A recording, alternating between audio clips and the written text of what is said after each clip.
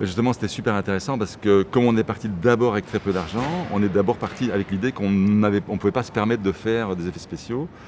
Et donc, j'ai revisité tous les trucs du vieux cinéma, de Méliès, de Cocteau.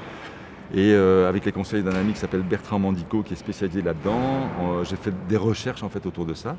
Et j'ai redécouvert un univers complètement magique du vieux cinéma. Et donc j'ai commencé à développer l'existence du personnage invisible à partir de là. Et puis j'ai pris une option très forte dans le film, c'est que je me suis dit on va être dans le regard de l'homme invisible, donc on est en caméra subjective dans 80% du film. Et de temps en temps, on est dans un regard objectif et on voit, on devine pas la présence, enfin soit la présence de mon ange, soit l'implication de sa présence sur des objets autour de lui quand il s'enfonce dans un lit, etc., quoi. Et ensuite on s'est adjoint les services de gens qui font des effets spéciaux et qui ont été extraordinaires et qui ont vraiment compris ce que je voulais faire et qui ont été dans mon sens, c'est-à-dire qu'ils m'ont aidé à aller plus loin dans les effets, je dirais bio, donc réels du plateau, et puis qui m'ont fait des propositions complètement oniriques qui n'étaient pas forcément dans le scénario, quoi.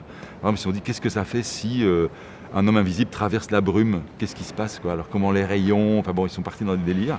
Et du coup, ça a renforcé le côté poétique du film et c'était génial, quoi, voilà. Donc c'était pas utile, c'était onirique, quoi, et poétique. Voilà.